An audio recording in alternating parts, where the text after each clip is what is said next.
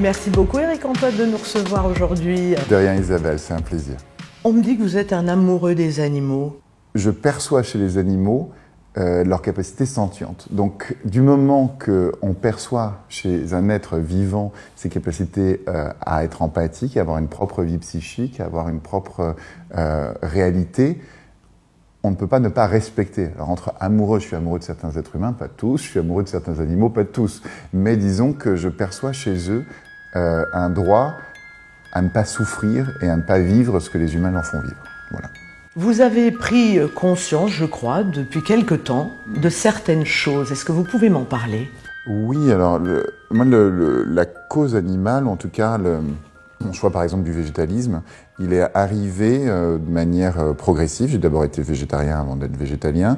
Et il est arrivé avant tout sur une conscience écologique. En découvrant des chiffres, en découvrant des réalités, bon, avec évidemment l'appel au secours de cette planète, de cet organisme vivant qu'est notre planète, et qui est en train de perdre sa diversité aussi bien dans le monde animal que dans le monde végétal, etc. Donc, et je me suis rendu compte que, par exemple, l'exploitation industrielle de la viande de vache, la viande de cochon, est plus polluante pour la planète que l'ensemble des transports, des voitures, des avions et de la marine additionnée.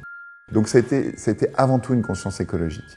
Et puis cette conscience, c'est aussi une conscience de santé, et c'est aussi une conscience animaliste. Ces trois questions, en fait, se rejoignent. Donc c'est vraiment, je trouve pas un effort trop important par rapport à un impact absolument énorme. J'ai mangé de la viande pendant des années, sans conscience et sans connaissance de ces sujets, avec plaisir, en déshumanisant, et le mot déshumaniser avec les animaux est toujours étrange, mais en utilisant des vocables qui sont des vocables qui te permettent justement de continuer. C'est pas un animal, c'est pas une vache, c'est de la viande rouge, c'est tous ces glissements lexicaux qui font que on enlève la conscience aux êtres humains de ce qu'ils sont en train d'accomplir. Et donc, si tu veux, c'est comme ça que c'est arrivé. Puis moi, j'ai travaillé avec des animaux, beaucoup, dans mon métier. Voilà, je suis magicien, j'ai travaillé avec des bêtes qui n'auraient pas dû être à mes côtés sur scène. La première conscience, par exemple, pour moi, c'était on peut pas manger des bébés animaux. C'est pas possible. Tu peux pas dire que tu fais naître un agneau, un porcelet, un veau, pour le buter quelques mois après, pour le retirer à l'être sentient, encore une fois, dès sa naissance, pour que la vache pleure pendant 3 jours, pour que le veau soit dans des conditions catastrophiques, et le buter pour pas qu'il bouge, pour que sa viande soit tendre, et dire voilà, mon plaisir gustatif est aux dépens de cette souffrance-là. Il y a un moment, tout d'un coup, quand ce genre de choses te frappent, tu peux pas, en fait. C'est juste pas possible. Et c'est un truc que je dis souvent sur la vérité, c'est-à-dire que la vérité, il y a 3 manières de la vivre. Tu veux pas la voir. Tant que tu la vois pas, tu agis comme tu agissais avant. Ok. Tu es en non-connaissance. Donc déjà, il y a déjà un petit problème. Après, tu la vois. Et là, il y a 2 solutions. Tu négocies ou tu la caches. Et donc, il y a plein de temps, tu la fous sous le tapis, ça n'existe pas, c'est pas grave, les autres le font aussi, il y a d'autres causes plus importantes, c'est important, mon régime, je vais perdre ma santé si je le fais pas, enfin, plein de causes. Et puis après, tu négocies. Bon, ok. Donc, je vais manger moins de viande. Et puis, c'est ce que j'ai fait, j'ai mangé moins de viande. J'ai dit, bon, pas les bébés. Ok. Bon, pas le foie gras. Ok.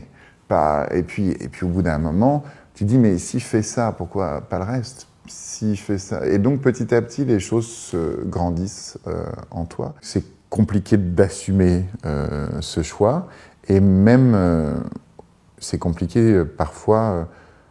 Au début, c'est compliqué même la tentation, si tu veux. Le lait de vache, pour moi, qui est un vrai sujet de souffrance animale, qui est une industrie qui fait souffrir et les humains qui sont dans cette industrie, et les animaux qui en font partie, est un sujet pour tout, parce que la glace, c'est mon Dieu, en fait, vivant. Sans ça, je ne peux pas vivre. Donc tout d'un coup, il y a aussi de la tentation de goût, etc. Et donc petit à petit, tu découvres que tu peux continuer à vivre de manière absolument merveilleuse et tout aussi jouissive, en découvrant des goûts, des nouveaux goûts, des nouvelles manières de faire. n'y a aucun problème pour retrouver, si on veut, les mêmes sensations, mais vraiment les mêmes, et puis en plus pour découvrir d'autres goûts, d'autres sonorités, d'autres couleurs. Donc non, il y a... Et les desserts, pareil, il n'y a pas de souci. D'ailleurs, ça se voit. Tu l'as compris, pour moi, le végétalisme, c'est vraiment une porte d'entrée importante. C'est marrant parce qu'à chaque fois que je dis que je suis végétalien, il dit « mais il n'y a pas des causes plus importantes ». Moi, je suis investi dans Magie à l'hôpital depuis... je fais la visite des hôpitaux et des enfants malades depuis plus de 20 ans. Si tu veux, il n'y a pas de bonne cause ou de mauvaise cause. Il y a des causes. Pourquoi est-ce qu'on ne défendrait pas les animaux? Parce qu'il y a des humains qui souffrent. Pourquoi on ne défendrait pas les humains? Parce qu'il y a des animaux qui souffrent. L'un ne va pas sans l'autre. Je pense que les animalistes sont des humanistes. Et en plus, ce par quoi je commençais, la cause animale a des impacts sur l'humanité de manière absolument gigantesque. Et en plus de ça, la cause animale a des impacts sur la planète elle-même. Donc c'est sans aucun doute une cause essentielle, mais sans aucun doute. Et donc l'argument de dire parce qu'il y a Georges qui souffre, on ne peut pas s'occuper de Bernard, ben non, on peut s'occuper des deux à la hauteur de ce qu'on peut faire nous aujourd'hui. Vous avez des animaux, je crois, des chiens. Des chiens, des colombes, des lapins. Donc ça fait des années, ça fait 2 spectacles maintenant, ça fait 6 ans que je ne travaille plus avec les colombes. Il y a un mouvement en magie qui est la friendly magic, c'est-à-dire que jamais on fait du mal aux animaux pour faire un tour. Parce que malheureusement, ça existe. Et ça va vous révolter comme ça m'a révolté, mais par exemple, pour que des colombes sortent très vite et apparaissent très vite, qu'est-ce que font beaucoup de magiciens? Ils cousent dans leur peau des fils pour pouvoir les attraper comme des laisses et pour pouvoir les faire sortir à toute vitesse de l'endroit où elles étaient cachées auparavant. Et je dis, mais c'est pas possible. Alors la solution en dessous, c'est le harnais. C'est-à-dire qu'il y a des harnais pour colombes qui existent pour ça. Et moi, j'ai dit, mais il est hors de question. Même si la magie est plus forte, j'ai dit, il est hors de question. On a créé des poches dans lesquelles sont les colombes qui étaient, alors je vous dévoile vraiment des secrets de magie. Oui, j'adore. Mais des poches qui étaient dans les endroits qui faisaient qu'on ne tirait jamais sur la colombe. Il y avait jamais, enfin moi, il n'y avait aucune pression sur les colombes. Je tirais sur la poche. Et puis après, au bout d'un moment, je dis, mais oui, ok, mais enfin, la colombe, elle est quand même, elle passe du noir à la lumière, elle passe de sa grande volière à la petite cage, en transport. On est obligé de les emmener dans les trains, les avions, etc. Alors oui, ça fait un effet bœuf sur les gens. Et puis il y a ce haut de tendresse animalière, mais ce haut de tendresse qu'on a en spectacle, il sous-entend une souffrance derrière. Donc en fait, c'est une escroquerie absolue. Donc voilà, donc c'est plus possible. J'ai créé une prison pour elle et je me suis créé une prison aussi maintenant d'être mentale et d'être responsable de la vie de ces animaux et de ne pas savoir quoi en faire. Vous êtes une personne publique, une personne très connue, bien sûr, et donc très aimée aussi. Et bien, on vous regarde un petit peu à la loupe. Y a-t-il des choses passées que vous feriez autrement aujourd'hui? Oh ben oui, évidemment. Ouais, évidemment. C'est marrant parce que sur les tombes, il y a un truc que je déteste, c'est la phrase « regret éternel ». Le regret, c'est ce que t'as pas pu faire. Et et après t'es mort, c'est trop tard. Et moi, j'aime bien le mot « remords ». Je dis, on a le droit à l'erreur. On a le droit de se tromper, on a le droit de se planter, on a le droit de ne pas savoir. Alors oui, j'ai des remords, je pense qu'avec la conscience que j'ai aujourd'hui, jamais j'aurais fait de magie avec les animaux. Vraiment, jamais. Je pense que j'ai des remords aussi, mais même sur des choses... Tu vois, par exemple, j'ai fait une épreuve la dernière fois sur Fort Boyard, et ça s'appelle la tête chercheuse. Et la tête chercheuse, t'es engoncé en fait, et t'as juste la tête qui dépasse, et tu passes dans des espèces d'aquariums. Dans le premier, il y a des pigeons, dans le deuxième, des rats, dans le troisième, des crapauds, dans le quatrième, des mouches, etc., etc. Et à chaque fois que je rentrais dans un de ces aquariums, j'avais envie de pleurer. Parce que, en fait, je fais peur aux animaux qui sont là-dedans. C'est pas possible, il y a quelque chose qui me fait mal, en fait, physiquement. Donc voilà. Donc, je regrette. Enfin non, j'ai des remords, parce que je l'ai fait, mais j'aurais pas dû le faire. Il y a quelques années de ça, je m'étais fait alpaguer par 30 millions d'amis qui m'étaient tombés dessus suite à une émission où je faisais apparaître une jeune lionne. Donc je ne percevais pas, en fait, qu'il est plus juste qu'une lionne ne soit pas dans une cage à la télévision. Et donc il y a aussi une conscience qui petit à petit se fait. Par rapport au sujet des expérimentations animales, de la chasse. Je souffle de souffrance en fait. Moi, je me souviens très bien, tu vois, et je l'ai avec émotion, des parties de pêche avec mon grand-père. Voilà. Et qui était un moment de partage, mais en fait ça aurait pu être autre chose. On aurait pu juste se balader en montagne, on aurait pu cueillir des champignons, on aurait pu faire autre chose. Lui, il a été éduqué comme ça. À un moment, il voulait transmettre à ses petits-enfants l'idée d'aller pêcher des truites dans les torrents. Voilà. Et c'est vrai que quand même les truites, on les sortait du torrent et on leur mettait un bon coup de massue sur la gueule. Donc il y a aussi une violence, mais tout d'un coup qui est éducationnelle, c'est-à-dire c'est fou. Donc moi le fait de tenir une arme à feu, de viser un animal ou les autres chasses, pire, on parle beaucoup de la chasse à la colle en ce moment, qui est quand même... C'est des aberrations. Pour quel plaisir? Pour moi, c'est la différence entre le pouvoir et la puissance. C'est-à-dire que le pouvoir, pour moi, c'est souvent la quête du pouvoir est souvent une expression de l'impuissance. Est-ce qu'on a un rôle en tant que parent, ou même parti politique, vis-à-vis de l'autre génération? Oui, je suis convaincu de ça, Isabelle. Je suis convaincu que ça passe par l'éducation. Ça passe évidemment par ça, ça passe par de la pédagogie, mais pour moi, il y a des déficits pédagogiques à l'école. Et il y a évidemment un déficit pédagogique autour de notre assiette. C'est une catastrophe. Voilà, c'est une catastrophe, mais les consciences s'élèvent. On voit quand même qu'il y a des maires qui prennent des décisions à ce niveau-là. On voit en effet que le parti animaliste avance. Comme il prend des parts, tout d'un coup, dans les mairies, on commence à avoir des adjoints qui sont conscients de ça. Donc ça, c'est vraiment intéressant. Et donc, ils font évoluer au niveau microsocial les consciences. Et donc ça, c'est vraiment bien. Quel est notre devoir de citoyen?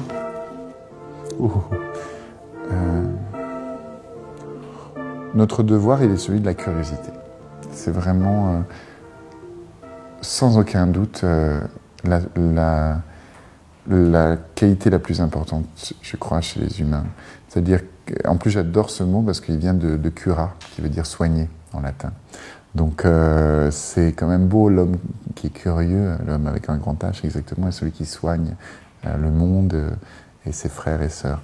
Donc ça passe par l'éducation et ça passe par la conscience de dire « Ok, la chasse, c'est quoi ? Ok, bon, alors c'est une tradition, mon grand-père m'a montré que c'est ok, mais maintenant, qu'est-ce qu'il y a derrière ? D'où viennent les animaux ? Comment ont-ils été élevés ? Qu'est-ce qui s'est passé ? Où va l'argent ? La curiosité. Ce qu'on a dans notre assiette, c'est quoi ? C'est qui ? Qu'est-ce qui se passe derrière ? Donc, ce n'est que, pour moi, le devoir de citoyen, c'est un devoir de curiosité. Comment vous voyez-vous l'évolution de ce lien animal-humain dans notre société aujourd'hui ?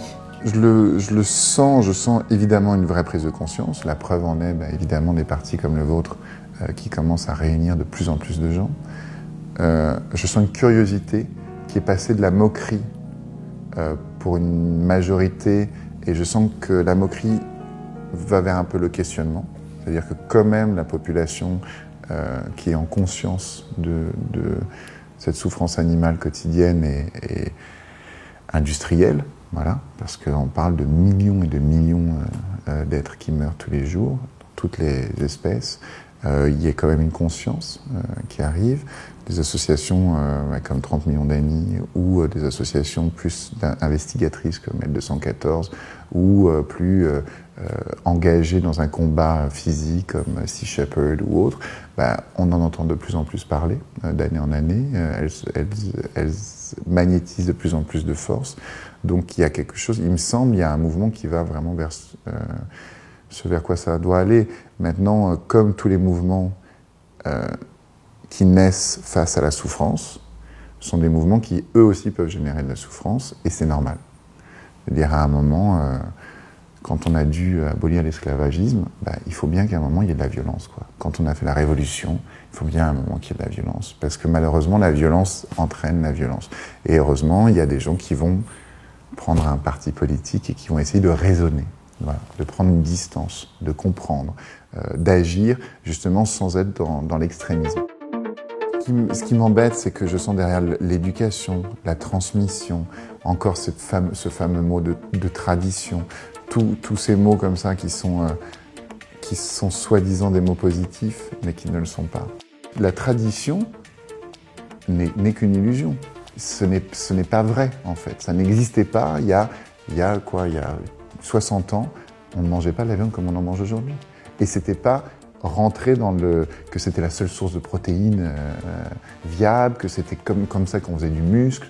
Tout ça est faux. Tout ça n'est que de la publicité de grands industriels qui disent « Nous, on a des vaches par millions aux États-Unis, et ben, il faut qu'on écoule notre viande. Ça nous rapporte des milliards de dollars tous les ans et il faut bien qu'on fasse du pognon pour faire vivre nos actionnaires, etc. » Et donc, c'est des choses moi qui suis un escroc honnête, puisque quand même mon métier, c'est comment manipuler les autres pour les faire rêver, pour les faire rire, mon métier, c'est quand même une illusion. Et la question qu'on se pose toujours, nous les magiciens, c'est comment fonctionnent les choses.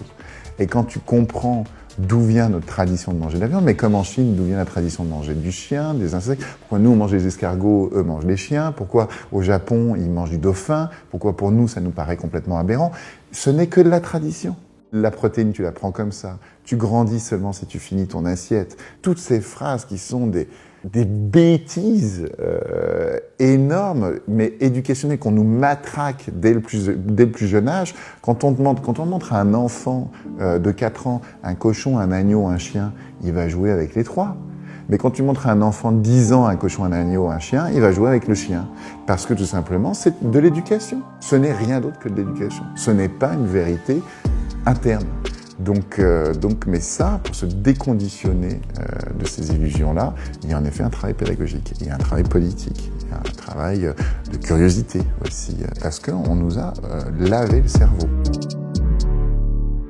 C'est confortable, on est dans un monde magique où la nourriture est en bas de chez soi au supermarché, où elle est déjà pré-cuite, où tu la mets juste dans ton micro-ondes en 30 secondes, elle est prête, où l'eau arrive ici, où l'électricité, mais tout ça, c'est pas magique, les amis. Tout ça, c'est au détriment de beaucoup d'autres choses. Et moi, ce qui m'est évident, c'est que tu ne peux pas dire mon plaisir est générateur de souffrance.